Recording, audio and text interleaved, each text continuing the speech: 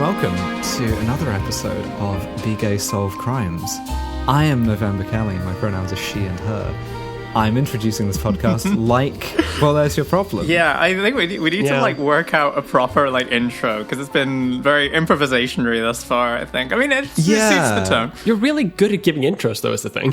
Yeah, the correct way of starting this podcast is a really piercing 8-second long tone. Yes. And then interview commencing 1557 hours. Mm-hmm. Okay, yeah, sure. Present in the interview room. Detective November Kelly, yeah. Absolutely. But yes, welcome to Be Gay Solve Crimes, the podcast about how all detectives are transgender. Every single one of them, you know. Yeah. I am the first of 3 transgender women to be introducing herself shortly. I am November Kelly, my pronouns are she and her, and I'm joined by my 2 co-hosts. I am Lucy, your local librarian. There are many like me, but this one is yours. And we are joined by our third and final detective on the scene. Hello, I'm Mia Mulder. I don't have a nice, quippy subtitle. I'm just Mia Mulder. Hi.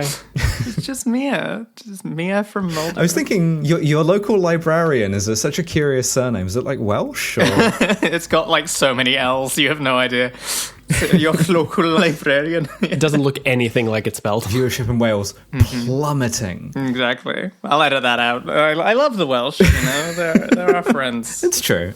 But so we're gathered here today to discuss another Agatha Christie detective, Miss Marple. I have to confess, I was never a Marple head, you know. I was, in fact... This is my first.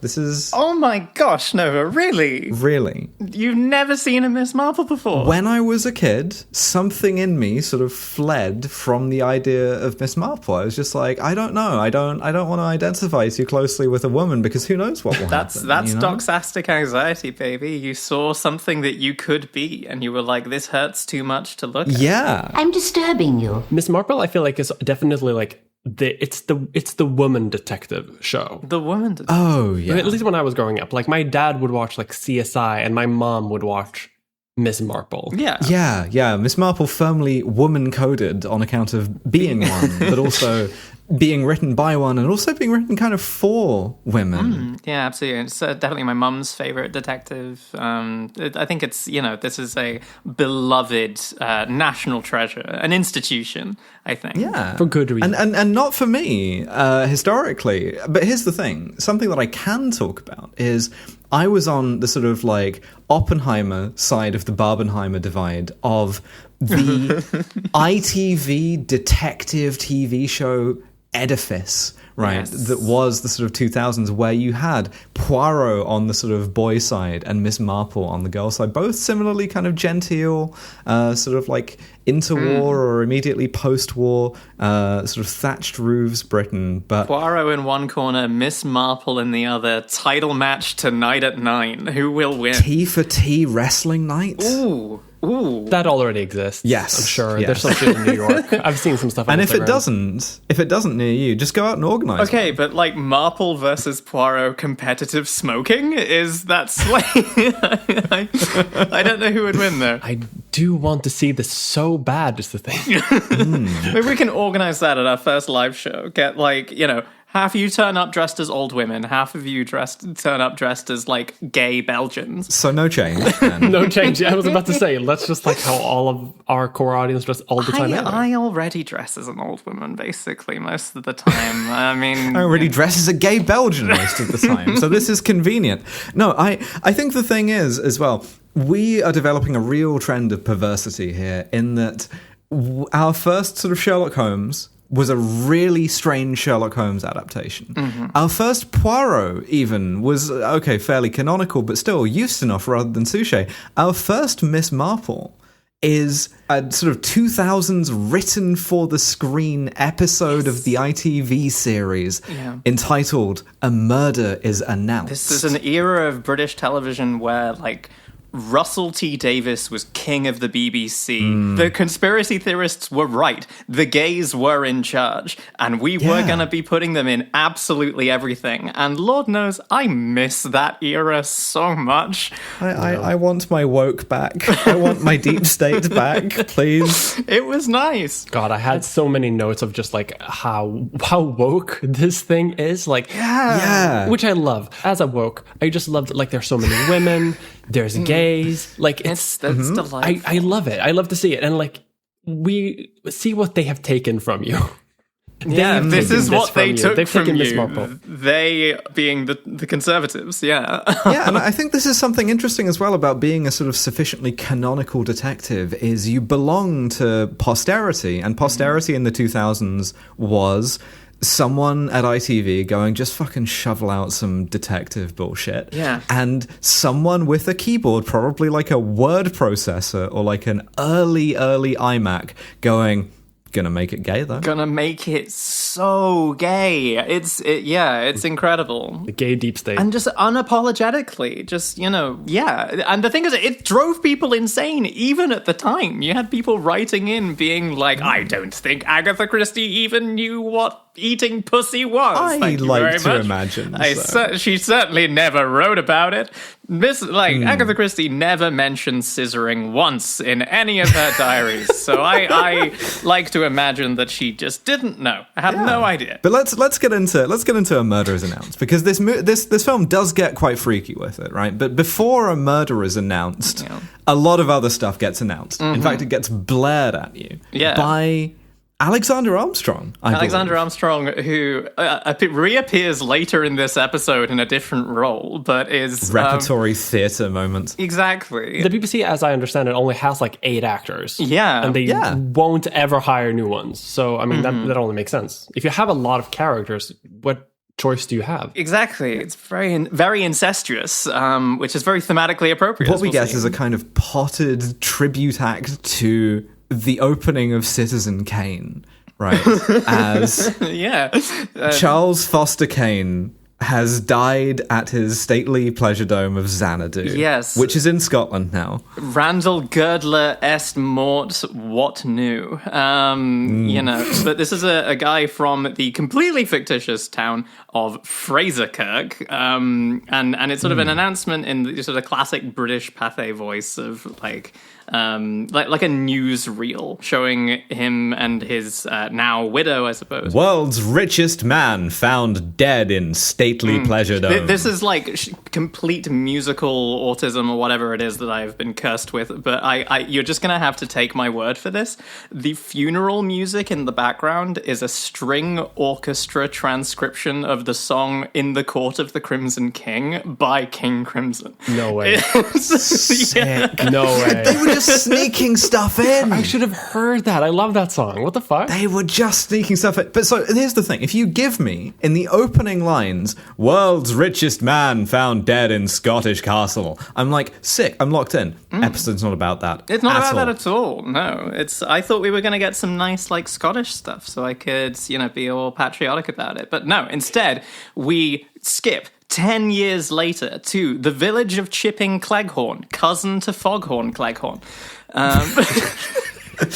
To be fair, British villages do just be named things like this. God. One of my favourite activities that I can recommend to you is just go to Google Maps, zoom in on a random bit of England, and start reading town names. Yeah, delightful. I need to share a story about it because Please. a few years ago, when I was like just getting a bit of an audience, I decided to take an edible and stream at the same time playing GeoGuessr. You're a brave woman, Mia Mulder. Wonderful idea. I have no memory of doing this. I think that's preferable. And I don't think there's archival footage of it either, but I do now. I kind of remember watching it back right after it happened and people telling it happened, because I would just spend the entire stream looking at various British place names and screaming myself laughing because I could not believe the names of the things you name your cities. Like, I'm Swedish. It's not better. Real. I'm not going to say that my country is any better with it. We have a town called Underwear. Like, it's weird. But you name towns and like natural phenomena like crazy people. I love that, actually. Yeah. I've literally just zoomed in on sort of the outside of Horwich to somewhere called Bottom Moor. They call me Bottom till I more. Toppings. Popping bottoms till I more. Oh, I'm from Roddlesworth. I'm from Tockholes. Oh this is listen. It's not a this is not a serious serious country. No, but we get the same kind of parade of like thatched roofs, bicycles, like family butchers, and the sort of like, you know, kid with a paper round. Yeah, someone's finally given the news urchin a bike so he doesn't have to traipse everywhere on foot, you know? Yeah, this was the only way to pull yourself up by your bootstraps. That kid is going to sort of like buy a house for £5 and then sort of spend the next, 8 decades clinging on to further and further right-wing politics. Exactly. In the book, incidentally, the news urchin is called Johnny Butt, and I thought that was worth making a note of. His name is Johnny Butt. Yeah. Johnny Classic. Butt. That's pretty good. But so we get our sort of cast waking up in the morning and their sort of activities. We get your sort of, and these are all types, right? In the kindest possible sense. Your kind of ruddy-faced colonel, retired colonel, who is sort of like reading the paper with his dog. Yes, The sort of older woman who is like spitting in her mascara, which is something Spitting you in used her to have mascara. to do. Nasty work. That is rations. a recipe for like conjunctivitis or something. That is real You nasty. gotta make it last, because it takes place in like 1946 or something. Like rationing is ongoing. Yeah, no, I did a 1940s LARP and I got some sort of period correct reproduction makeup for that because I go the extra mile, and part of it was like combination mascara and eyeshadow, like two sides of a stick that you have to wet first, and you just like, I didn't spit in it, but I could have done. Getting someone else to spit on my mascara, that's, that's not a flex. No, not into conjunctivitis play. But yeah, so we've got the like this older woman and her son. Her son, oh my god, yeah, no, okay, like rare heterosexual Lucy moment here, which is very, very rare. I'm a Kinsey 6.9 or whatever, but like, I throw up my hands and say, fuck you, to the fact that he is wearing pajamas that I used to have as a kid, the fucking like Colgate advert blue and white striped pajamas. I'm just gonna, every so often before I say anything, I'm gonna interrupt with the name of a British place. Oswald Twistle. So Yeah. we've got this couple. We've got the sort of retired colonel in a kind of like 50 years of marriage relationship with his dog. That dog has seen things. Pleasington. And we also have Keeley Hawes, right? A woman who, I have to be clear, has had my heart in the palm of her hand ever since I was a little girl. We've all seen Ashes to Ashes, I assume. That will be a future episode. Absolutely. Any excuse to talk about Keeley Hawes, whom we love. She voiced Lara Croft, and she was the best voice of Lara Croft. Just incredible actress, and also like long-standing, eternal standing crush of mine. Valid. Yeah.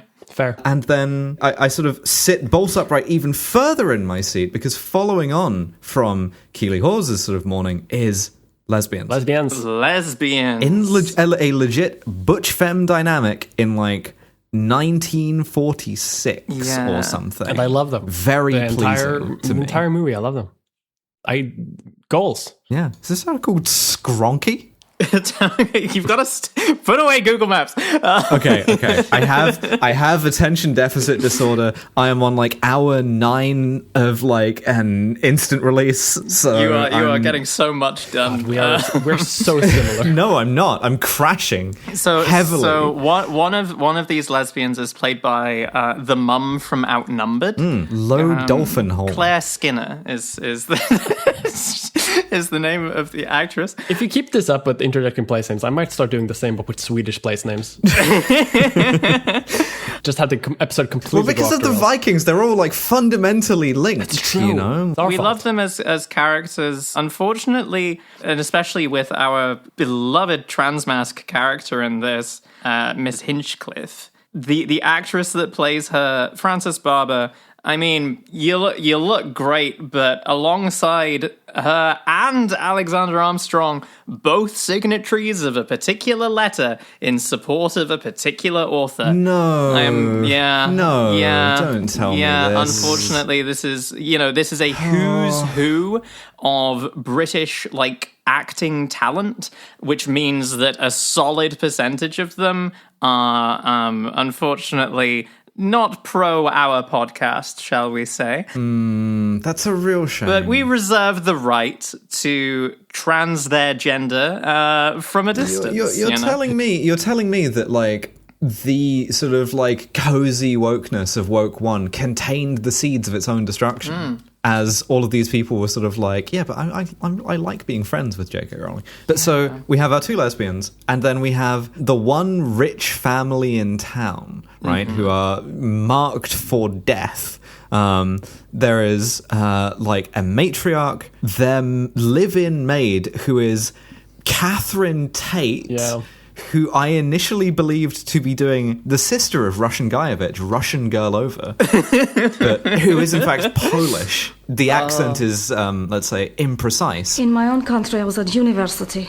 I was to be lawyer. Slavic generic. It's, playing a very, very sort of strange, highly strung Polish character who has sort of fled sort of the Holocaust and persecution and otherwise in a way that's sort of pretty indistinct. Didn't go into a huge amount of detail about it. And two twins. Two grown children, to sort of 20s, very glamorous. It's giving a bit of sort of Gosford Park, again, future episode, right? You have a very debonair brother in a tuxedo. With the plummiest voice I have heard in a long time. This man's larynx is somewhere down in his tits, because every single word that comes out of his mouth is I don't know about that, mother. And the astoundingly, heart-stoppingly beautiful sister. Fucking shoot me Queen. In the tummy with a gun. This is one of the things that I found while I was watching this, and I was talking about this with you earlier, Nova, was that every single person in this is just astonishingly beautiful in a way that sort of just makes me want to, scream. 1950s woman dysphoria. 1940s woman dysphoria. Yeah. And the thing about it is that I realized, on the one hand, these are all very, very beautiful people, but also it's highly likely that, especially for me growing up and watching these on TV, that my metric for what is beautiful probably was sort of forged in the fire of this particular show. And so it's not surprising that I'm finding everyone here absolutely heart-stoppingly beautiful. Oh God, that's why I dress the way I do. Tell me about it. Yeah, that's why. Why do you think I have a sort of black dyed bob? It's realizing that because beauty standards are socially constructed, Miss Marple and the sort of ITV of the 2000s didn't contain objective beauty. I just was kind of raised on that, and that's why I look like I do. I need to get more 1940s bob with it, just... Same. I need my bob touched up. But so... Sleep in hair curlers. Someone touch up Nova's bob. We'll do a live show. But so, as this rich family are, reading the papers, we get this sort of simultaneous revelation that back when people used to read the classifieds, in the classifieds, someone has planted an item that says, a murder is announced. Mums really be addicted to their newspaper. Yeah, it's a murder is announced, and I presume that this is part of an old tradition of. I mean, one of our beautiful lesbians misreads it as a marriage is announced, so it's presumably taking the form of a marriage announcement. Yeah, or a birth. Yeah, And even when they read that it is a murder, they kind of speculate that it's going to be one of those play. Like a play party thing? Like a parlor game kind of thing. Someone's doing bits. Someone has put in the newspaper that there's going to be a murder in the future at our house. And the sort of plummier brother goes, the old fogies love a good murder, which I took to be sort of audibly exasperated screenwriter. who has been sort of forced into the Marple-verse and is just like, I'm gonna make it gay, I'm gonna make it weird, but I'm also gonna take a shot at the people who fall asleep watching this on ITV4. Mm-hmm. Yeah, exactly. We love them. We just wish that they didn't fucking vote for our rights to go away. That'd be nice. We have all of our pieces in place now, and so naturally we have to go to our detective, Miss Marple. To introduce Miss Marple, her deal is that she is an old woman, a pensioner, right, who is on the surface very nice and very harmless in an affect that a lot of sort of British women of her generation displayed, but who actually is an extremely sharp and profoundly manipulative detective who is at home in the sort of darker sides of these sort of country environs. And so naturally we find her in a completely logical environment, the hammam. I love Miss Marple so much. I mean, it's difficult to say for certain, really, because this is something that a lot of people were sort of that particular generation will be like, well, not necessarily. But in the same way that confirmed bachelor was sort of a euphemism for being a gay man back in the day, there is a particular sort of euphemism that goes around spinsters.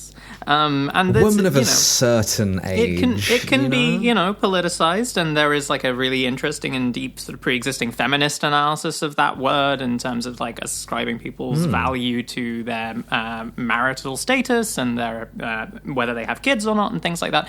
But there is also, this is an era of heavy euphemisms regarding lesbianism, and this is a very distinctly unmarried, very much older woman, and I love that. I love that about her. This is goals for me, I think. Yeah, I love her from start to finish. She's wonderful. She's goals. Smash cut to her in a sort of like neck high steam bath sort of like thing. Moisturized, unbothered, in her lane. Yeah. Yes. With her hair up in a towel turban. This girl is pampered, and it's delightful, She's on holiday. And she goes like, I think I'm going to solve a murder. Yeah. I think I'm going to solve a murder. She's always getting drawn into these things, as is the way with detectives. To be a detective is to constantly encounter the sort of busman's holiday, right, where you're called upon to work. No one's ever dropped a podcast on me while I'm on holiday, thank God. She's played by Geraldine McEwen, who once again is the spit of my grandma. I don't know, this is just like, I miss my grandma very much, and this always reminds me of her. So it's a sort of really excellent piece of acting because she seems so sweet and so harmless. And as we shall see, this is sort of something that Agatha Christie enjoys sort of like fucking with, as does the screenwriter. But so she's about to check out of the hotel, and the clerk, who is Swiss, apparently, tries to pull a kind of clumsy scam on her. Yes. Right? She's requested a particular amount of money in the form of a check for £7, and he's sort of tampered with it a little bit to make it say £17, with the mind of like siphoning that off, because this is a woman of very particular habits, not quite to the same extent as Hercule Poirot having £444, 4 shillings and 4 pence in his account, but this is a woman who, in her old age has a routine, and she only ever takes out £7 at a time, and so she can see immediately when something has been tampered with. She's very observant and very shrewd. Yes, we note her noting it. But then that actually brings us to the murder being announced. Like, they've established that she is at the spa resort place, and the time approaches for when the murder happens. Yes, which is essentially everyone in the village sort of starts turning up at the head of the local household, Letitia Blacklock's house. This is played by Zoe Wanamaker. Women will really be named Letitia Blacklock. Or not, as the case may be. You're just choosing that name because you think it sounds cool. What the fuck is a November, Kelly? You can't name yourself Ariadne Black. You can name yourself whatever you like as many times as you like. I fully believe this. When I changed my legal name, I added like 8 middle names just so I could pick and choose whatever one I wanted. And I should add Letitia Blacklock in that mix as well. Yeah. The Blacklocks are the sort of rich family that I mentioned, with the siblings and the sort of matriarch and the aunt, right? Letitia is the matriarch, right? Stack of deed polls a mile high. This may as well be a polycule house for reasons we'll get into later. And so everyone who has been invited to, I mean, it's sort of an open invitation. It's weird how, like, in the village of Chipping Claghorn, the only people who show up to this are people who are, like, close personal friends. This because a murder has been announced and the address has been posted as being for this woman's particular house. And ostensibly, Letitia is sort of very discomforted by this and wants to know what's going on. And more sort of like people contrive excuses to turn up unannounced. I noticed that your central heating was on, so I happened to pop in. Yes. I was just passing and I saw you had your central heating on. An insane thing to say, my God. Colonel. What? The Colonel's chat in this. I know that it's like, that's the joke, but I was like wanting to pull my teeth out with pliers. Murderous pattern. So like he shows up and deploys this line, oh, you've got your central heating on. And it reminded me of a story you told me, Lucia. This is like a third-hand anecdote of like presenting for your edification the most boring man in the world. Lucy, please take it away. I have been asked to recount this anecdote so many times, and every time I'm just hit with how boring it is. It's a good anecdote about a bad anecdote. So essentially, there is a TV celebrity chef in the UK called Rick Stein who specializes in seafood. Mm-hmm. He's a very talented chef, but sort of his conversational like panache leaves a little bit to be desired. He has food autism. Yes, and he on one of his shows that I think my dad was watching it on TV or something like that. He was recounting an anecdote about how he learned this particular recipe that he was doing for a roasted bell pepper stuffed with rice. And sure, sounds reasonable. He's saying, you know, I once saw a man make this, and I thought, oh, is that orzo that you've got in there? This very rice-shaped pasta. And the man responded, no, it's rice. And I was like, oh, I thought it was orzo. Nope, just rice. That's funny because it looks a lot like orzo. Yeah, but it's not. My God. It's right. And this went on for so long, and this has become a little shibboleth in among me and my loved ones of just, you know, if anyone says, oh, I thought it was orzo, you have just told the most boring anecdote this is ever. The social interaction that makes you want to sort of like grab lapels and start headbutting and never ever stop. Right. Yeah. This is like standard middle of the road Swedish small talk. I would kill for this type of shit. This is like doesn't sound that bad to me. So the Colonel comes in and is like, damn, your central heating smells like orzo. And crazy how none of you have been murdered yet. By the way, the twins, right, are sort of like doing this very louche thing about it, where it's all very amusing, right? Julia's fucking mogging everyone in the room. Yeah, and they are glancing at each other in a way that made me, in my sick perversion, sort of go, they want to fuck. Why do they want to fuck? I am also in the sick pervert zone with you, Lucy. They're related. How could you think this? What are you doing, stepbro? Yes. This is why it's a polycule house, is because not only do they all name things like Letitia, but they're all also acting simultaneously as though they are related and want to fuck crazy on each other. Mm-hmm. Yeah.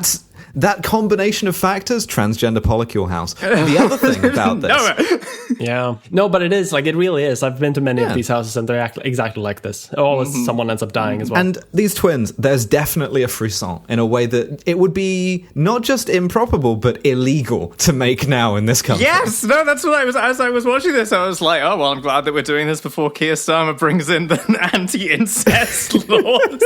Otherwise, wait, hold on. Okay, what? So Keir Starmer has decided that like the most useful thing that he can be doing right now with all of the, you know, socio-political conflicts that are going on worldwide is to ban simulated incest pornography. Yeah, you can't do the stepbrother what are you doing bits anymore. It's illegal. I don't know that it has at time of recording actually succeeded in going through Parliament, but it's free speech is truly dead in the UK. Thank God I live in France. So, inevitably, everyone who we've seen ends up in this room, all going back and forth to each other. Oh, I thought it was orzo. Yeah, to give you an example of how boring this man's patter is, the doorbell rings, and he says, oh, that'll be someone else, I guess. And it's like, yeah, man, it's a doorbell. What do you like? I feel like Who this it is how I actually come is- off in conversation, though. Not at all, Mia. Who it actually is the lesbians, of whom the butch, like tiny femme, and then the butch who is wearing a dinner jacket, who Beautiful. immediately takes up what Julia will later describe cuntily as a manly stance by the mantelpiece. Oh, they look so fucking good, though. Is Yeah. the thing. Just like, yeah. Gay, Yeah, lesbian, yeah, homosexual, gay. And they do kind of, it's interesting that they do kind of suck all the air out of the room immediately. Like, there's a sort of tension there, I guess. Like, they, there's some, like, general support, and it's nice to see a lesbian couple in an era where there absolutely were lesbian couples. You know, people just don't write it. It's like with, like, basing your understanding of like the social mores of the medieval era on the diaries of monks. You know, like monks have a very particular sort of attitude to what's acceptable, and your general, like, you know, masses who were not keeping very meticulous diaries on account of not being able to write, were just like living it up in a way that was a little bit more, you know, free. If you want with some it. people's history, there's a book I read a while ago, which is interesting, which is sort of like on the theme British women talk about sex, right, and their sexual experiences. It is a book that includes a chapter that is just the transsexual, Oh, God. which is, I know, but it's interesting history. But legitimately has a story from a woman who was just like, I was in the Women's Land Army during the war, and I used to like fuck outdoors a lot, outside of pubs, like in ditches even. And it's like, Damn, that's crazy. the greatest generation, you know, not something that sort of got transmitted a lot, but if you look, there's absolutely stuff there. But so they're all in the room when, of course, inevitably, the lights go out. Yes, they're all staring at the clock because the time has been specified as well. So everyone's looking in the same direction. And the lights go out. Everyone's like, ooh, isn't this exciting? Because they all expect it to be some sort of game. Door swings open, and we hear a very distinct Swiss accent go. How would you pick, as a 1940s British person, a Swiss accent out of a lineup? It's just like, he yodels hands up into the room. A Hornus flies past Exactly. you, you know? The smell of fucking Leerdammer wafted around, and I'm like, I knew instantly, All of the houses Cougarants go missing. This is in my bones, this is a Swiss man. yeah, exactly. And these shining Fondue seeping under the sort of mantelpiece. shining a very, very bright torch in everyone's faces, sort of like, you know, dazzling them and blinding them. And then everyone's having a lot of fun, but then gunshots ring out. Bang, bang, bang. That's a real gun. Suddenly people are like, oh, this isn't quite... That was very loud. That was a little bit spooky. Chaos ensues. Lights finally come up.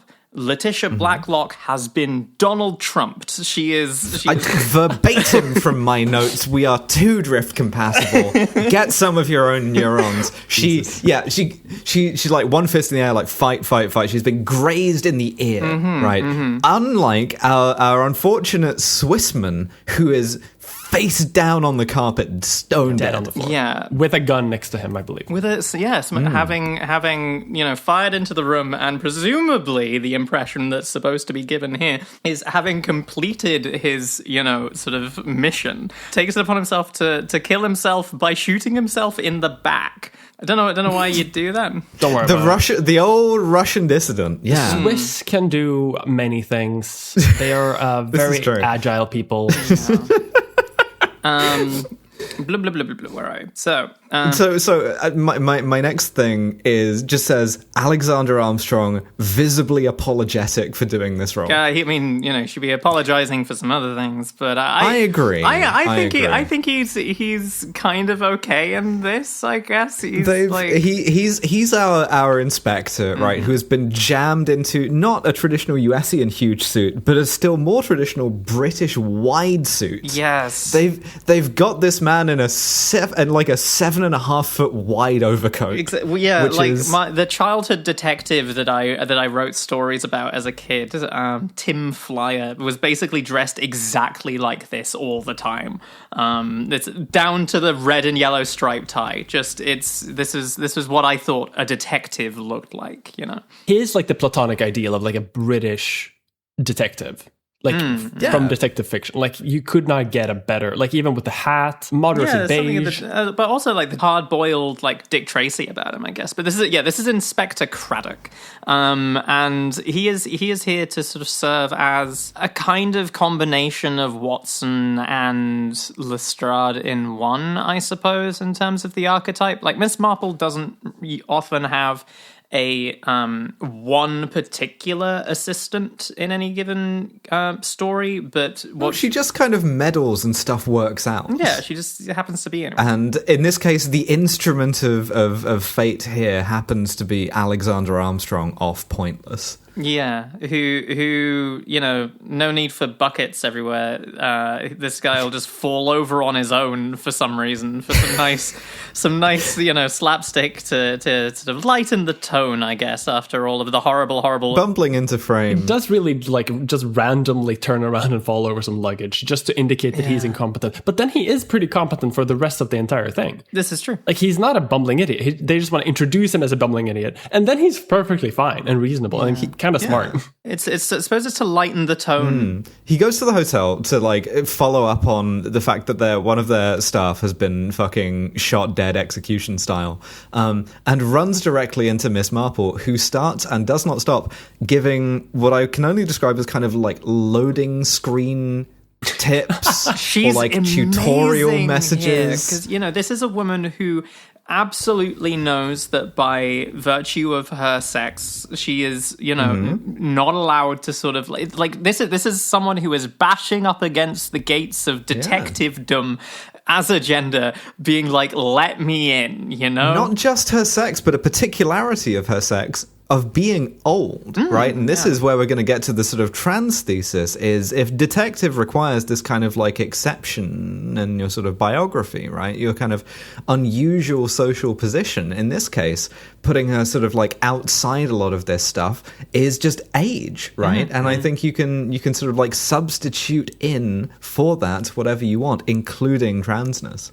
It's just there's something about this woman that means that we don't have to take her seriously, even less than, a sort of like any other woman. Yeah, despite her competency and her demonstrated competency, because she comes in and the advice that she gives is, this is someone who's been thinking about the case from a distance already and is 3 steps ahead of the investigation.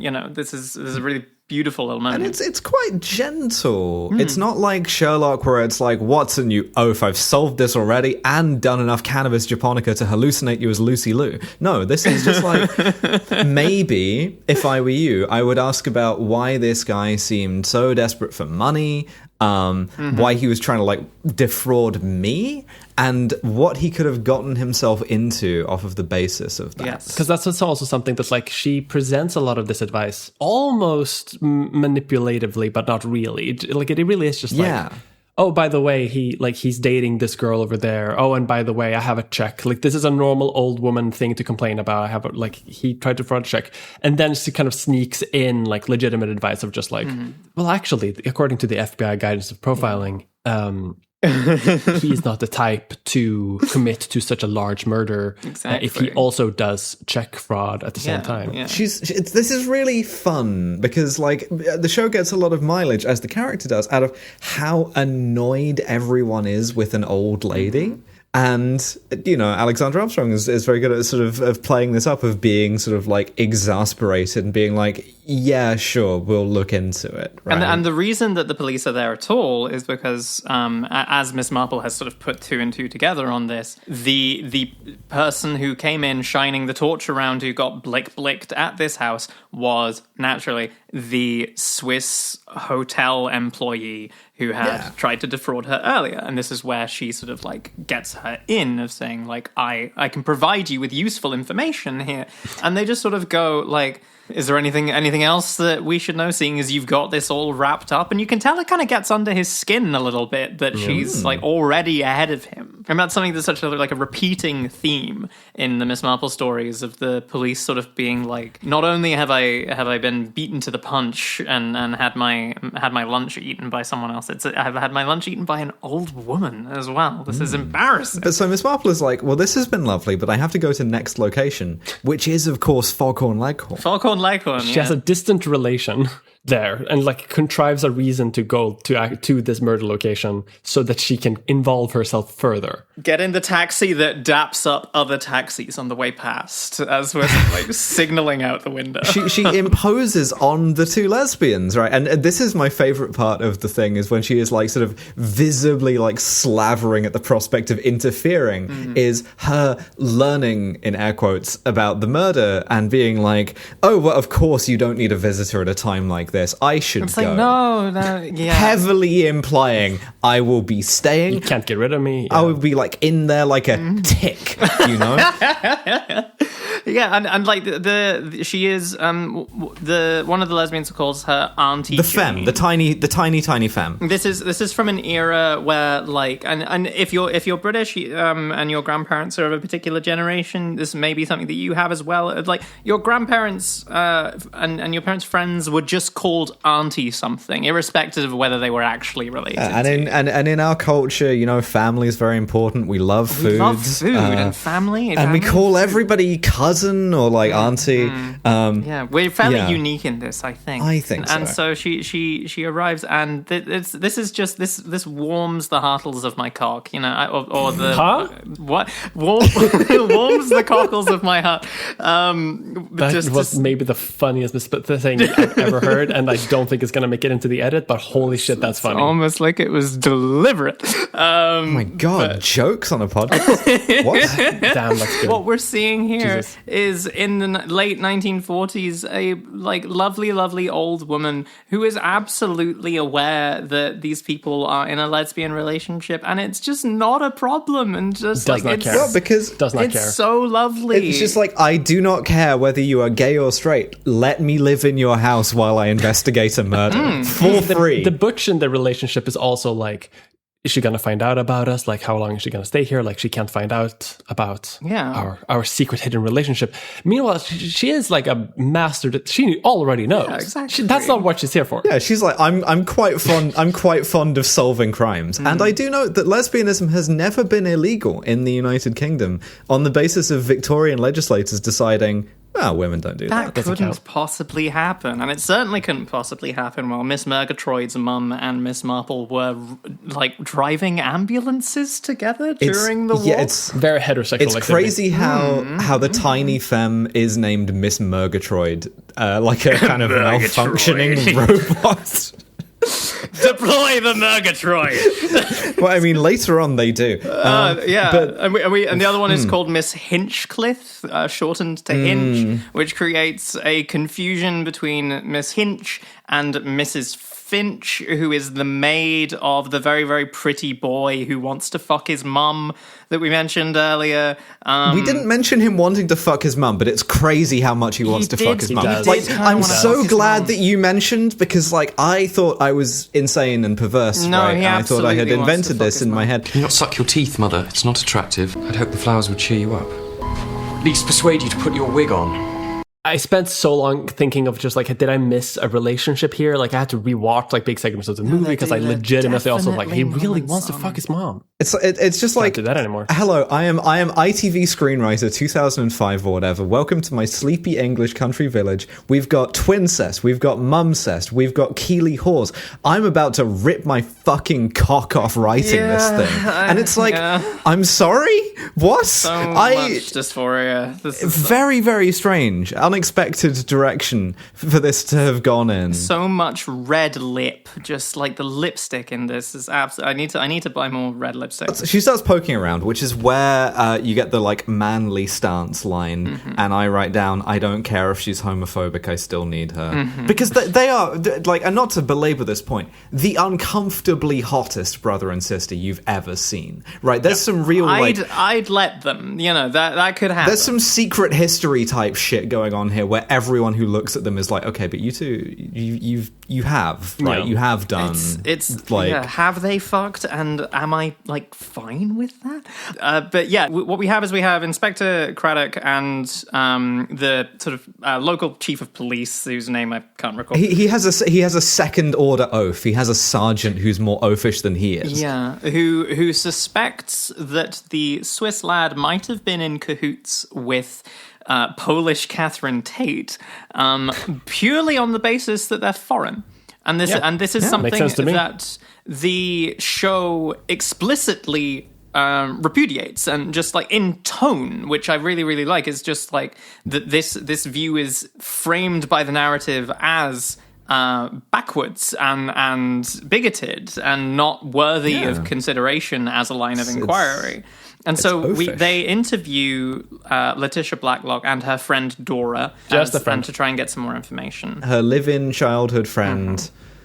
Again, this is normal. So Dora is convinced that the assassin, or the would-be assassin, was after Letitia for her money, because Letitia Blacklock, Zoe Wanamaker, stands to inherit a really, really quite astonishing amount of money, having been the assistant to Randall Girdler, who the aforementioned. Hey, remember this narration from the beginning? Yeah, exactly. Randall Girdler had a very, very beautiful assistant who he was not fucking, we're told. Absolutely, nothing untoward there. And so once his wife, who is like moribund, dies, she will inherit unless, yes, because there are missing twins in this, which is that technically she would still inherit, but if she dies before Randall's wife dies, that's correct. then the money would presumably go to someone else,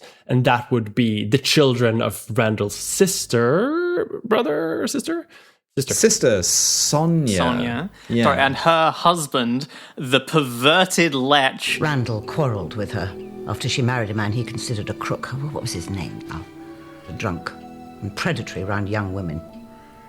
Fabricant. With the surname Fabricant, which absolutely just one-shotted me. That was delightful. The perverted lech Michael Fabricant. Yeah, exactly.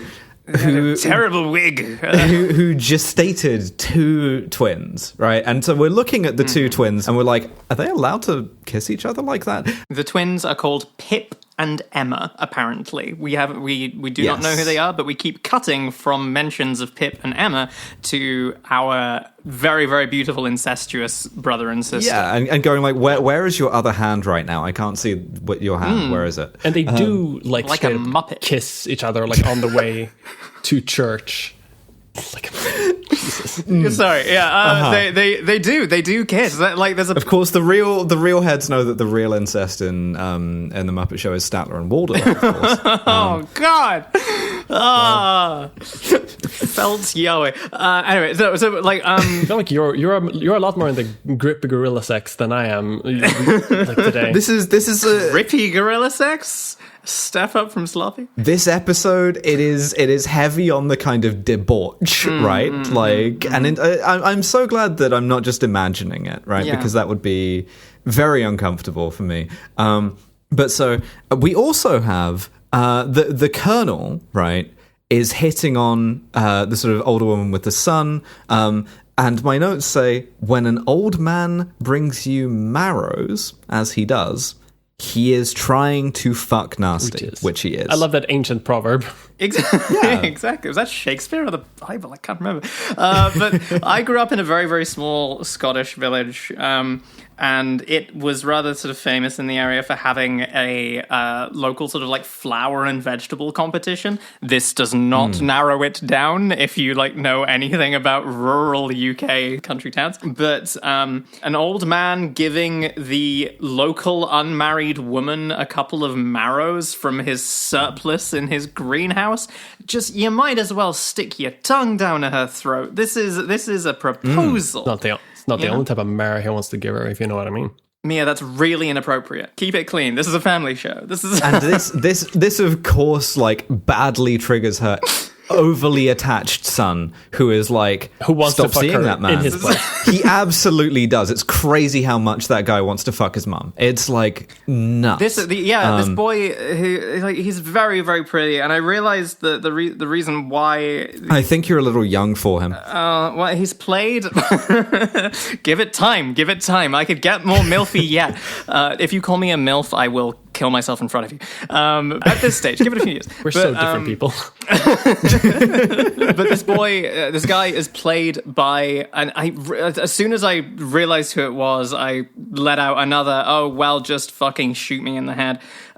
Because he is played by the same actor that played Tom Riddle in The Chamber of Secrets. Oh shit, he is! That everyone like fancied when I was a kid. Just you know, he's grown up a little bit, but he's here playing the only child of the unmarried MILF in the village that everyone wants to steal from. To be clear, this may seem a little bit light on plot details, but the reason why is because there is a particular style in which this is written that is authentically quite difficult to follow, right? It's heavy on the names, it's sort of an ensemble cast, and it's very, very convoluted, right? So I'm clinging on by my fingernails at this point as Alexander Armstrong goes to interrogate Keely Hawes, who is keeping bees. She is beekeeper Keely Hawes, or Beely Hawes, if you will, which we went.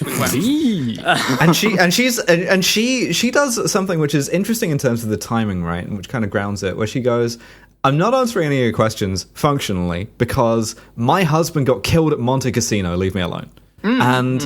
That being in sort of like not just recent memory, but like a couple of years ago. It's like the sole gesture, pretty much, at this whole society having been like completely like steeped in war for 6 years, just like a minute ago, is just be like, yeah, my husband got fucking killed, you know, and I am left with his raising our son on my own. I do not have time for your bullshit. Although, you know, when she says she's raising the kid, she sent him to boarding school. You know, one of the first. I'm doing the hard work of making him one packed lunch a year and putting him on a bus to get molested. No one is suffering like I'm suffering. Is that not proper parenting? Hold on. Literally, the first time we see Keely Hawes, you know, I mean, I was distracted initially by the crippling gender dysphoria and envy, but she opens a letter from her son that is literally tear-stained, you know, that he's written to her from boarding school, being like, Mummy, this is terrible. They watch us while we take showers. This is, you know. Yeah, they did, yeah. Did you have to mine my trauma for that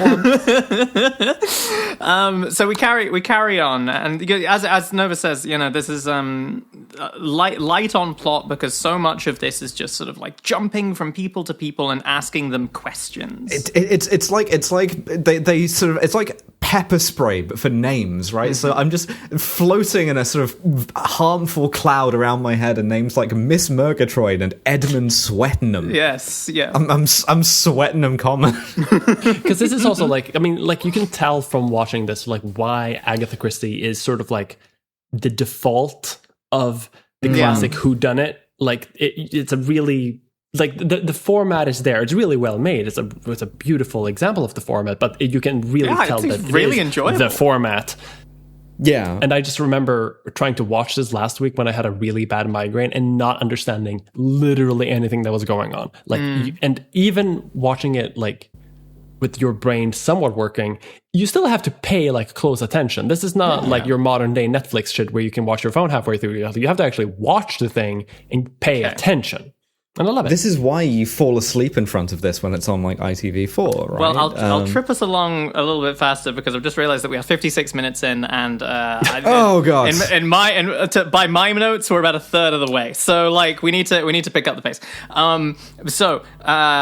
Miss Murgatroyd, our beautiful femme lesbian, takes Miss Marple round to go see the Colonel, and the Colonel is round the back of his own house having a shouting match with Tom Riddle, who is very, very pissed off with it. We get some sort of like firearm autist sort of moments here. You're right. Not enough, because like the gun is a Luger, which everyone keeps calling a revolver. Wrong.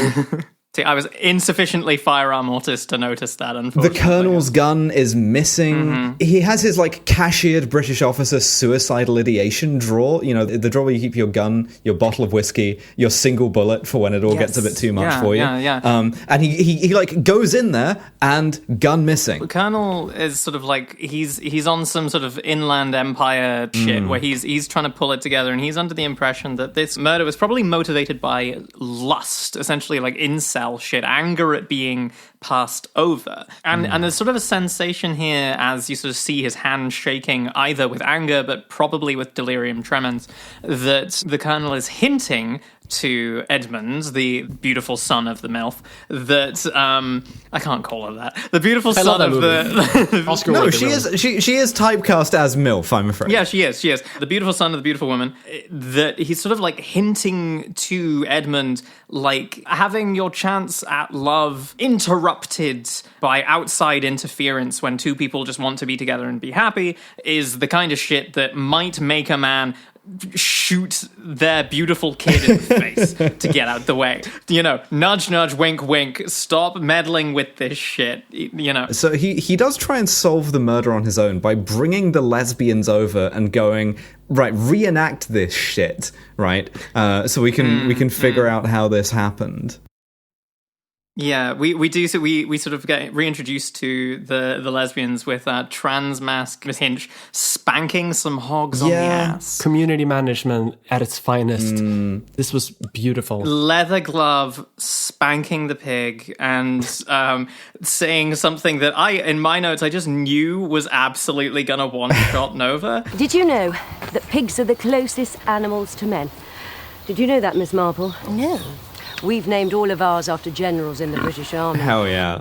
This is Nova's perfect woman. I don't know. Pigs are the closest animal to man. I'm really struck by, you are just an innocent country femme. You're sort of 4'0". All of a sudden there's a murder and your butch is thrilled. She's spanking the pigs on the arse again. She's got, like, energy, you know? Yeah, 1,000 squealing hogs. But Inspector Craddock turns up at our lovely lesbian's house, looks at Miss Marple directly in the eye as he approaches and says, "What the fuck are you doing here? You were at the hotel a second ago. Why are you here?" And the thing is, she plays him like a violin, right? At the end of that conversation, she has got him on side, essentially because she doesn't even need to say this, but she goes like, "Listen, right? I am the only other person in this, like, in a 500-mile radius who cannot have been implicated and has more than 2 brain cells to bang together. The only other cop that you know, his theory was some kind of Polish-Swiss confederation of murder." Yeah, Mia, you're a resident historian. How likely would that have been? It's unlikely that it hasn't happened. But it's sort of an interesting conversation because, as you say, like, it starts out very sort of confrontational, and she points out something like really smart, which is that because everyone's working on the assumption that Rudy, the Swiss guy, swung open the door, shot the gun, and that's the situation that we're in. But she points out that, well, if he swung open the door, blinded everyone with a flashlight, he wouldn't have any hands left to hold a gun. Yeah, holding the Luger in his teeth, which is why it sounded like he was yodeling. Yeah. And, like, no one actually saw a gun. Like, they saw, because they were all blinded by the flashlight. So... Yeah. You don't... Inspector, why don't you try some standpoint epistemology and consider that people's perceptions are highly subjective? Yeah, no, exactly. Pointing out that, like, no one would have seen anything here, you know? Sort of suggests a different line of inquiry. And he's entirely convinced by this and immediately sits down to drink some tea and is just like, okay, well, now you're part of the case, basically. Yeah. Yeah, she gets recruited into the precinct. It's delightful. We then have more sort of like love triangle stuff. I note down, is everyone in this village doing incest? This is astounding. Marple of our own. That's just how rural villages are. Sad to say. Inspector Craddock goes over to Letitia Blacklock's house, and there's some bullshit with the fact that there are 2 doors, and one of the doors is supposedly sealed shut. And one of them is not sealed shut, but very creaky, and they ascertained that, like, well, whoever was in that room could have unlocked the silently, recently oiled, non-squeaky door and just gone out of that. At a certain point, right? And I'm going to move the microphone slightly further away from my mouth when I say this. At a certain point of watching this, because there is a kind of soporific effect of this, as you get onto like twist 50, right, there is a plot point which involves the theft of a roast lamb, and by God, this is a visual medium, they are going to show you that lamb being stolen. So many times. I feel the medication wearing off, and I just think to myself, solve the fucking case! Yeah. You know? About an hour into this, exactly. you're just like, I don't care about the lag of lamb. Like, who cares? Yeah. Oh my God! And there's a bit, you know, as she's being recruited into this precinct, Miss Marple says something that I felt was the trans thesis of this, right? She gives a discussion about the fact that these of days, no one knows their neighbor anymore. It used to be that you could trust that people were who they said they were because they brought letters of introduction and everyone knew everyone. And this is a very small, sort of like close-knit community. But no longer. It's sort of implied that this change that has come distinctly after the war has allowed people to reinvent themselves and allowed people to sort of go to these communities and just introduce themselves for the first time. And that this is sort of like a sort of quietly destabilizing thing in terms of her sort of sense of security, but also like thinking about this character and her bashing her fists up against the gates of detection, being like, you know, let me in, I want to be the detective gender. And she's sort of like dressed as a chiral sort of mirror to Inspector Craddock as well, wearing like a long brown like cardigan in comparison to his long brown trench coat. You can sort of get the sense that this is like someone who might like to have reinvented herself at some stage, but sort of missed that opportunity. So we got to arrest the Colonel, right? Because his gun is missing. He's probably the guy who did it, right? Yeah. And we discover that the Colonel is not everything that he claims to be either. He was cashiered from his regiment in India for trying to shoot another officer, which I immediately retcon in my head to make the Colonel a militant Indian nationalist. Critical support. Just like, why does he have that massive portrait of Subhas Chandra Bose in his house? You know? Exactly. He was just trying to shoot British officers. Yeah. Dedicated to the cause. Yeah, You know? but he didn't have a gun license, was why he never reported his gun missing, which of course is a very serious offence in 1946 Britain. That's like a 2 shilling fine for having an unlicensed firearm just kicking around. Yeah. Can't afford that. We do get a really good shot of Alexander Armstrong holding a Luger, which, listen to Bloodwork.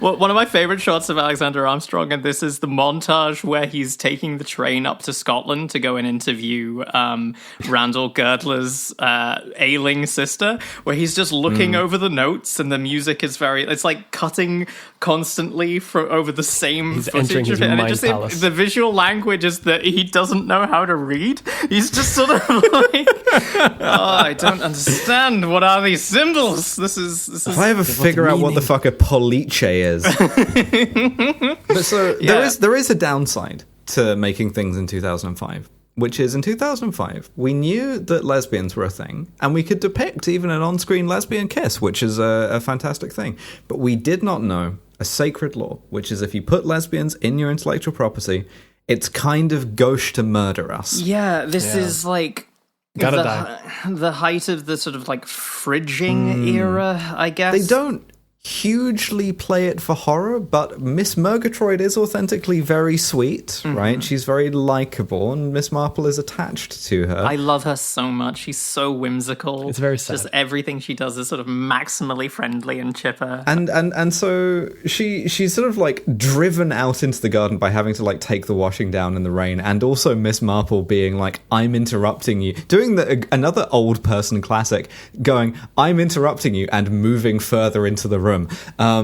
And so amidst this rainstorm, she is separated from her butch, which is a horrible fate for anyone to consider. Yeah, never do that. First mistake. And the reason that she's running out is they have reenacted the scene of the crime and reenacted the murder at the Colonel's behest, and they have realized that of all the people in the room, Miss Murgatroyd was the only one not to be blinded by the very, very blinding torch. But she can't quite remember where everyone was because, bless her cotton socks, she was behind the door, closing her eyes very, very tight, very excitedly, not wanting to ruin the surprise for herself, under the impression that it was all a game. And it's like, she's too good for this world, too pure. And that's what the screenwriters thought too. And indeed Agatha Christie herself, because this is in the book. She gets throttled in the garden with a pair of stockings, I believe. She also is screaming at this time that she wasn't there because people have been asking her to she's look finally into remembered. the room. Yeah, it's genuinely quite traumatic. She's trying to remember like who was not in the room because everyone has kind of deduced that the real murderer, the person who had the gun, must have been in the room at the time and wasn't with Rudy. Yeah, that it was one of them that did it. So she's running out into the rain towards the bush screaming, she wasn't there. She wasn't there. But unclear who And specifically Miss she's Hinch, thinking about. AirPods in, spanking the hogs. Butchers can just do anything, she's I guess. Playing Men of Harlech at full volume, just, Drumming out the sort of bass line on the hogs. Leather glove. Love her so much. She's feeding slop to the hogs, and Miss Murgatroyd, God rest her, gets throttled with a pair of stockings, and she does. I have no comment about this. Hot. Interesting. This is, like I say, we're sort of locating some libidinal things in the English village here, aren't we? Exactly.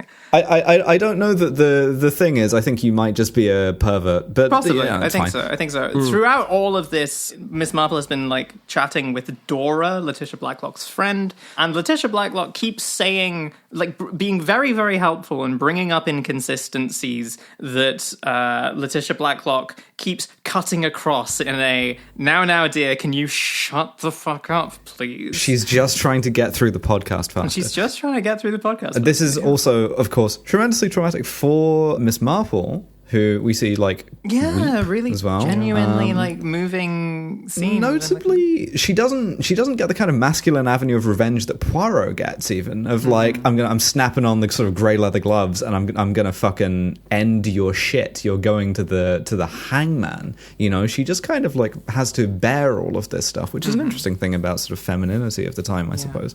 They have also thrown a birthday party for Dora, and the next day she complains of a migraine before going to bed, and upon going up and taking migraine medication that was meant for Letitia Blacklock, dies in her sleep having been poisoned. So, you know, lots of like extra murders happening here. I think the death count is now 3, I believe. I want you to know that this, and part of the reason why this is so scattershot on our part is because this is a show that simultaneously, like, it devotes as much time to that murder as Alexander Armstrong trying to build his case off of the fact that the word lamb sounds a bit like the word lamp.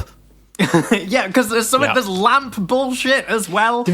I'm not even going to dignify the lamp bullshit with even a minute of my time. So, those meds have worn off. There are so many like interconnected like webs of clues. Like if this was a video game, I would fail. You know what I mean? Like people would complain if this was an LA noir mystery. Like I could not do this. This is too much. Yeah. Actually, this is a real problem I have with the clues, right? Is all of this stuff it's a magician's force, right? Like it's, you know, you are kind of giving someone the illusion of a choice in that case. In this case, it's like, theoretically, you could have picked up on the clues and you could have put it all together, right? I, as a writer, have used every narrative trick possible to ensure that you don't, and then I make you feel stupid at the end for not putting them together, right? And I use that to bolster the credentials of my detective. And so you could have put together the lamp stuff if you were insane, because, you know, if you had sort of total foreknowledge, but no one watches these things like that. And it's really annoying in hindsight at the end when they gather them all in the parlor and Miss Marple goes,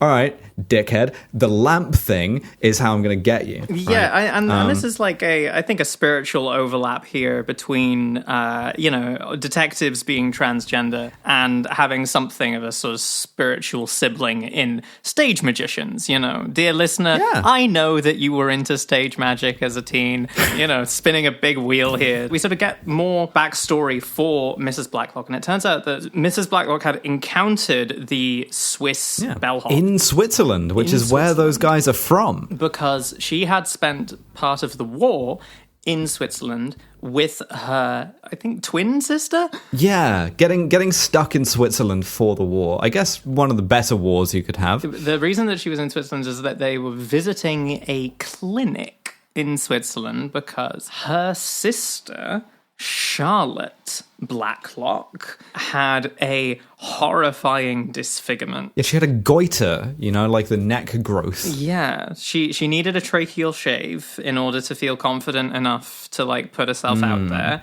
And there was only one clinic that would do that kind of surgery. I should note at this point that Letitia Blacklock has been wearing turtlenecks and big strings of pearls. Exactly. Has always sort of consistently walked into frame where there's a lampshade blocking view of her neck. Her hand is constantly jumping up, and this is giving Betty Davis a run for her money in terms of neckwear here. What we've done is we've gathered everyone in the parlor in the sort of obligatory way, and Alexander Armstrong, the police, has almost verbatim gone, I don't know, wrap this shit up for real. I just do my job for me, just fix it.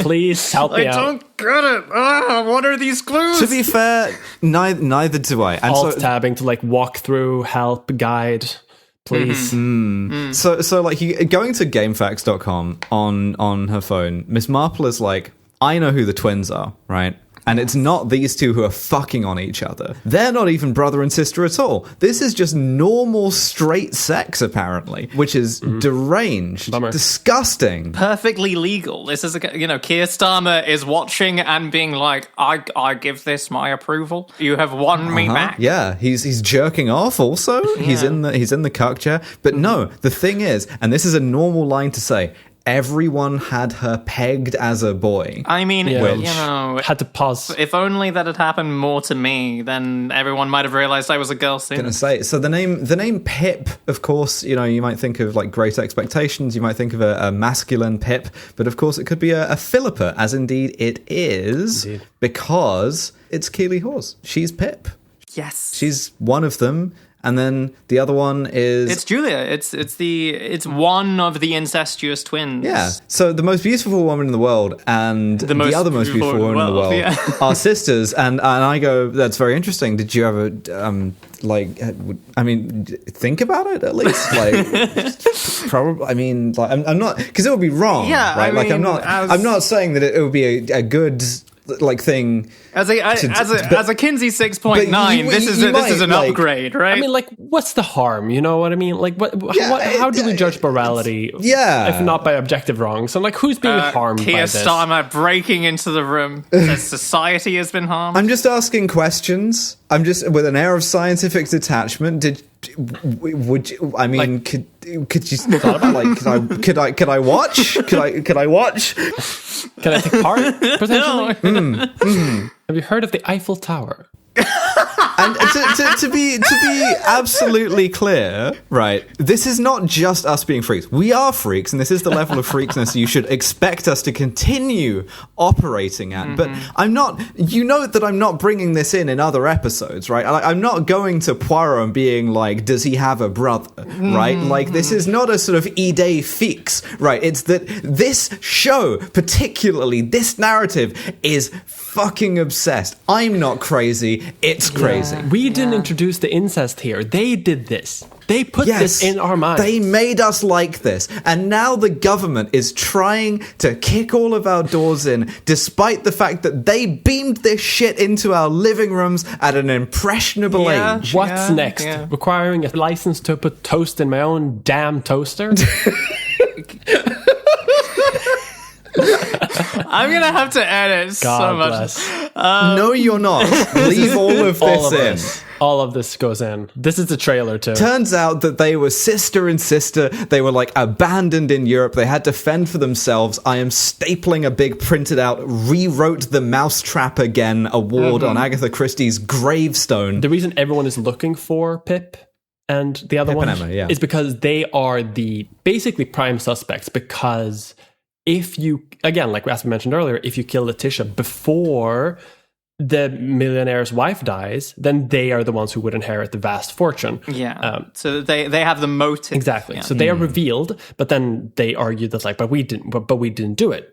but like we didn't do it. And everyone kind of turns towards them and thinks like, but thinking that they are the agitators. And Miss Marple turns her gaze upon Letitia Blacklock and says, "Hey, isn't it kind of crazy that the guy who shot you in the ear voted for you and like donated to your campaign and had like no political? I kind of think maybe you were involved with that whole ear scuffing incident. Maybe." Well, Catherine Tate comes back in wearing like a little heart pinafore in the trans colors and tries to murder Letitia Blacklock. To wrap up a plot point, because in the original book she's a lot more involved, and she is actually like part of this scheme. Something about lamb or doors or lamps or. I honestly don't even remember why she did that. She came in to try to kill someone and just like, okay.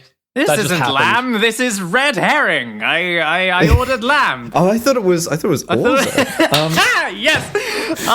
This is why you're so fucking good. Yeah. So Miss Marple is like Letitia Blacklock. Have you ever seen any Batman adaptations where Batman's parents get slimed? Yeah. Right. Letitia Blacklock. If that is your real name, Charlotte, your own sister. Send all of those pearls cascading all over the floor, right? As we dramatically reveal that you have a big scar on your neck. From your tracheal shave, This Zoe Wanamaker getting some real diva shit off here. We even get like a ghost of Dora sort of like through the door. That's a really, really nice little touch. Yeah, and this is the thing, is that like as anyone who could have sort of stopped and thought about this for a little while, it turns out that the most likely culprit was the person whose house it was fucking happening in. She staged the whole thing. She like oiled the door that everyone thought wouldn't open so she could slip out, shoot the guy in the back, and then like cut her own ear with like nail scissors, run back in the room, lights go back up. Hey, that Swiss man shot me or whatever. Yeah, it's the one thing that has in common with other ear-splitting assassination attempts, is that it was all, made up and planned from the start. This was all... It has in common with Death on the Nile that involves a lot of cardio. There's a lot of jogging involved in trying to get away with murder, you know? Yeah, all the lamp bullshit was about, like, realizing that, and this is how Miss Marple puts it all together, is the frayed lamp cord. If you pour water on it, it trips the fuse breaker, all the lights in the house go out. And the motive for Charlotte, or Letitia Blacklock, as she is pretending to be, is that Letitia was the one who was standing to inherit all the money, but Letitia died tragically in Switzerland of an unrelated illness, and Charlotte then changed her identity after her surgery and became classic Letitia. There are some themes. But so Pip and Emma would be able to identify her. Dora would be able to identify her, yeah. Well, Rudy would be able to identify her. Also true. There's so many characters. She gets arrested, and I go, excuse me, sorry, justice for Amy Murgatroyd? Yeah. The tiny femme who was strangled with a silk stocking by Zoe Wanamaker, and you will have to cut this next bit. When is it my turn to be happy? That's the bit you want me to cut? Tame as part of the podcast. That's the bit. Yeah, leave in all the, like, sister stuff. That's fine. I'm an only child. It can only ever be fantasy. So the Inspector Craddock puts Charlotte Blacklock under arrest for being chopped and clocky and being unk. The 1940s arrest where she's like in the back of the car, and so someone goes to Miss Marple, is like, what's going to happen? And Miss Marple's like, they are going to hang her to death. Yeah. I had a thought after this, because there's no way this would hold up in court. Like, none of the fucking detective wrap-ups ever would. But this one is just like, there's really no evidence at all that Letitia killed anyone, except for like a nice story that ties it all together. But there's zero evidence. In court number 1 at the Old Bailey, being like, okay, so you know how the word lamb sounds a bit like the word lamp? Guilty. She does, bless her, fall to her knees and say, I'm sorry, yes, it was me, and sort of confess. Yeah, and she's gonna get hanged. No kind of easy out, like, Death on the Nile. It's like, no, they're gonna do, like, fucking, like, horrifying state murder to her. Yeah. And Keeley Hawes gets the last line where she's like, yeah, she deserves it. Yeah, and then The end. The final shot is our beloved Miss Marple with an X, taking the arm of Transmask Miss Hinchcliffe and sort of walking off together in like a... It's quite nice. What I imagine for 2005 was supposed to be a sort of expression of like... We here at Miss Marple Industries at ITV fully stand by our butch lesbian brethren, right? Yeah. But, you know, in terms of the non-meta going on here, of like the actual narrative, this is, you know, she doesn't walk off arm in arm with Keeley Hawes. She doesn't walk off arm in arm with Juliet. She walks off arm in arm with the most transmasculine character in the rest of the thing. And that, to me, is like, you know, sitting forward, pointing at the screen. I heard you're recently single now, and I love your vibe. Oh, what? Like, this Murgatroyd is not even cold.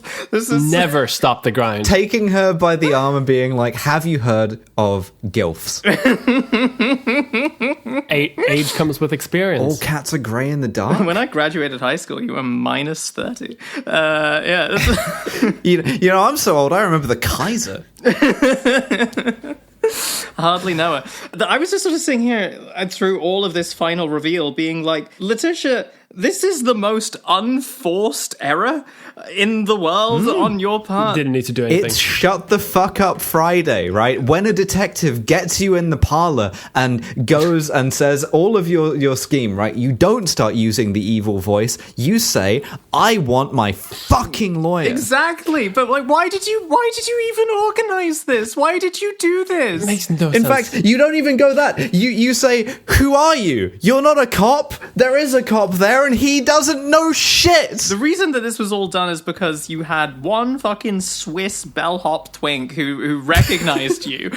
Why would you then stage that murder at your legal address and postcode that you announce to the rest of the world? The entire village. Yeah, exactly. Why do any of this? If you're already trusting that he isn't going... If you're presenting it as a prank, right? A prank that you're playing on your friends, you're trying to get him involved, you're trusting that he's going to keep stum about it and not talk to anyone else about it, not let words slip. If you're trusting that he's not going to do that, then you can just tell him that the prank is going to happen in the middle of the woods, and you can go off and just kill him in the middle of the woods where there's no witnesses, rather than, like, doing it in your own... Why? The thing about the woods, as opposed to a sort of 1930s drawing room, not as comfortable or as pleasant to film, right? The sort of air of pleasantness, right? There's a sort of... there's something that, like, you know...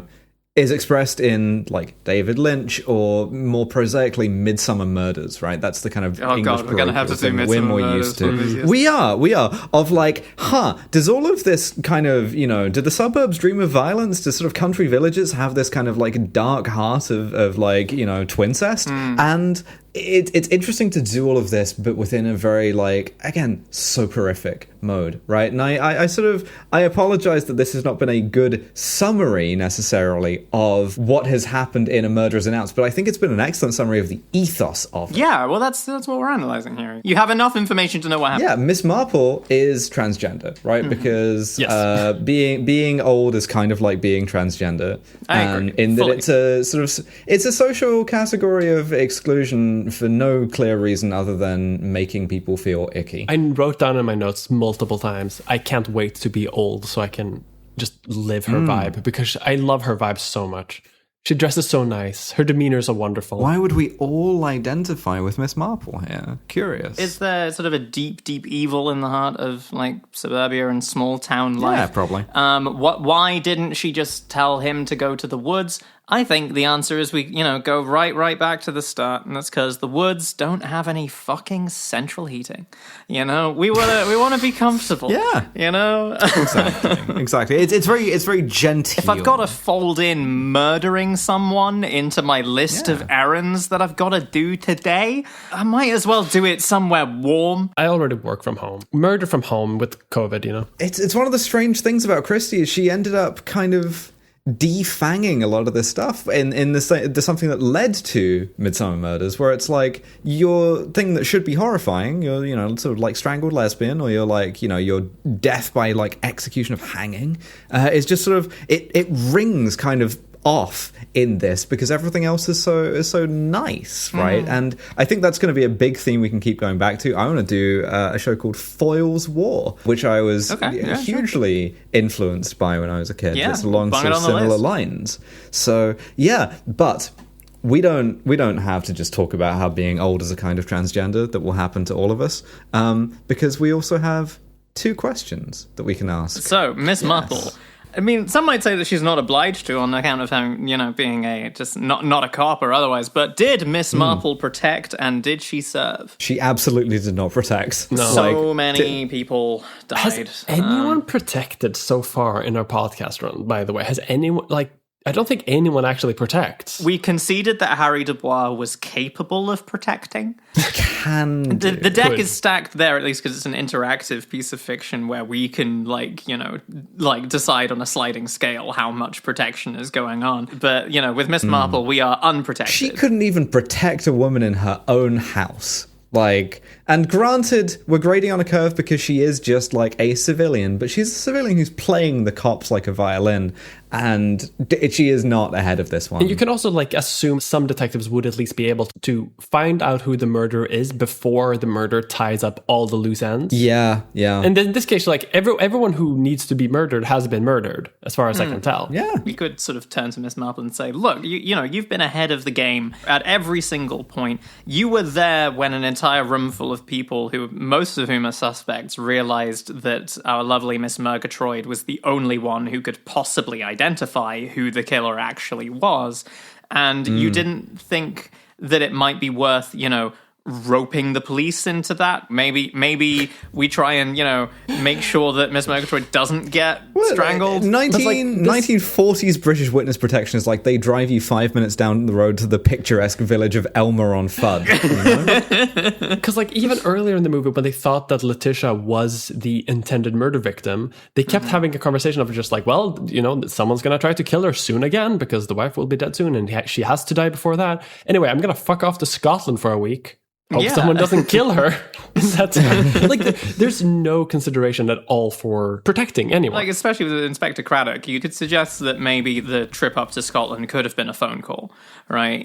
They had telephones at that stage. Put that old dying woman on the phone. Yeah. No, she does not protect. However, does she serve? I think so. But that's because I have the fashion sense of an old grandma sometimes. And she comes in with this red hat looking like old-timey Carmen Sandiego. I'm like, hell yeah, baby. Where in the old folks' home is Carmen Sandiego? She's wearing that shit. She's got we see her doing skincare at the beginning. She's clearly taking care of herself. This is a cunty thing to do. She's got the sort of traditional old woman short haircut that old women get at gunpoint in the UK, but I'm the one holding them at gunpoint, by the way. I love it. She's been doing the curly girl method, beautiful curls. I think she's got that shit on. I think I have some objection because I had a hard time to see if she served, just because everyone kind of serves in this thing. That's true. There are many women, and everyone is really well dressed. Everyone is really uniquely well dressed as well, because they're kind of archetypes. And it's difficult to say, she does serve, but she's not alone. She doesn't stand out. It's like a game of Spy Party in here, it's crazy. Everyone's head to toe. Our question is not, was she mocked? Our question is, did she serve? And I think in her own respectable, glamorous way, I am saluting Miss Marple's. Yeah. Well, so here's the thing: you don't necessarily have to protect if you serve, because, as the poet tells us, they also serve who only stand and wait. But that was beautiful. A murder is announced. Yeah. It was a mess in my own recollection, but you know what? I was charmed. Yeah, honestly, beautiful. It sort of made me a little bit more nostalgic. I'm tempted to just sort of bung one on just on an afternoon, just because it's cozy shit, and it's sort of is that an expression, to bung one on? I would not bung one on of anything, but yeah, logging on to bung one on. Hey, just bung one out. I'm being murderously teased I don't want to bung one out. My beautiful co-host. How could this have possibly happened? But thank you so much for listening. Yes. Some would say predictably for a podcast, but not I, have a Patreon where you can get bonus episodes. BeGaySolveCrimes.com. Yeah, thank you so much to everyone who has already subscribed to the Patreon. We love you. You are our favorites. Everyone who is listening to this on the free feed, you are our second favorites. But if you want our heart, absolutely, to become our favorites, right? £5 a month gets you access to the previous 2 bonus episodes, Disco Elysium and Silence of the Lambs.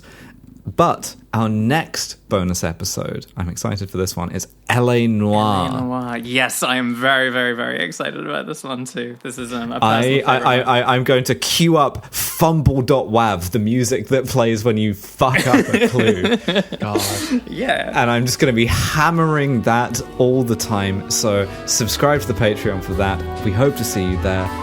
Thank you very much, and we will see you next time. Bye, everyone. Bye. Wonderful. Hey, thanks for listening to our podcast. If you like that, then you should head on over to our Patreon, where for as little as £5 a month, you can get access to all of our future bonus episodes. Thank you so much to everyone who has already subscribed to the Patreon, and extra special thanks to our £10 and above patrons, who are as follows.